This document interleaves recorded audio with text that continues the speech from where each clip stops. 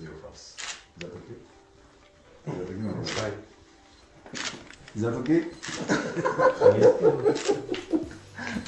Peace is coming to our region. Amen. These two brothers are linking themselves to bring peace to South Sudan. Hello, welcome to SSGTV South Sudan Global. If you have not yet subscribed, please subscribe as we'll continue to bring you informative videos.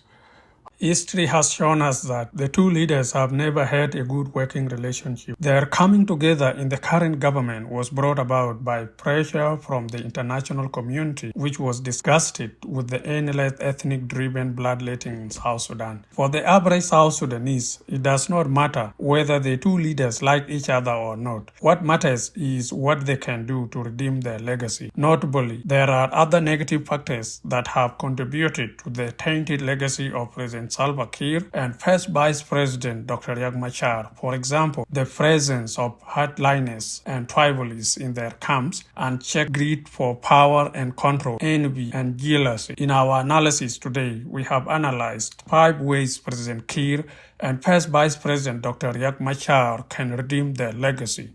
Here are they. First, negotiation. In the interest of the country, President Kiir and First Vice President Dr. Riek Machar must always negotiate any burning issue. Dialogue between the two leaders is very important. The buck stops with them. They are the ones who can get the country out of any artificial or man-made deadlock. After all, the revitalized peace agreement has vested the powers to implement the peace initiative without reservation in the two leaders, President Kiir and First Vice President Dr. Riek Machar. Second, commitment to the revitalized government timeline. President Kiir and First Vice President Dr. Riek Machar must adhere to the revitalized government timeline. The two leaders have had extensions, but as things stand, it is prudent for the two leaders not to tamper with the revitalized government timeline. We must have election in December 2024. The South Sudanese are yearning for change and their aspirations must be respected. Failure to do so could be politically consequential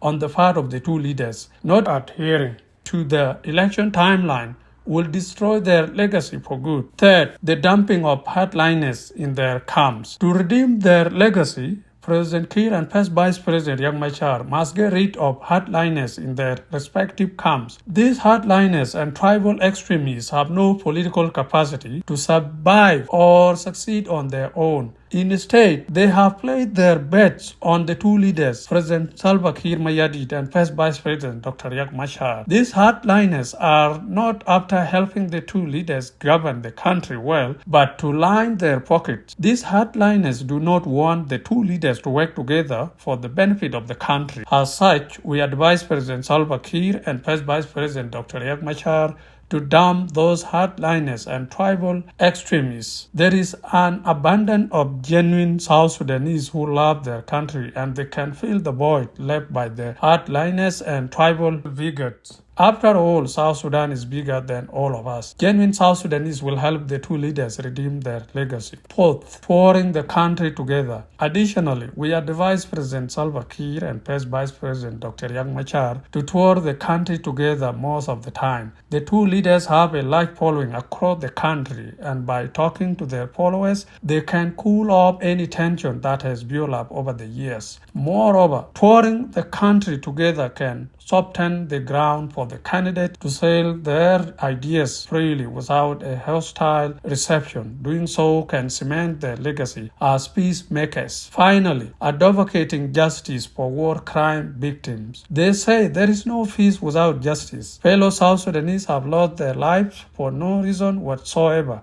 Scores of others were gang raped and maimed by vicious tribal mongrels. It is high time for President Kiir and First Vice President Dr. Riek Machar to institute or empower the local courts to prosecute those cases. If they do that, they will have brought satisfaction to the aggrieved parties. Also, their action will send a clear message that the sword of justice will go to those who practice impunity. Prosecuting war criminals in our local courts will reduce negative energy across the country. By doing so, the two leaders will have redeemed their legacy. Everything considered, we urge the two principals to get to work immediately. South Sudan is at a crossroad. The two leaders leaders owe it to South Sudanese to bring the country back on the right path. What do you think? Let us know your thoughts in the comment section below. Please don't forget to subscribe to SSGTV South Sudan Global.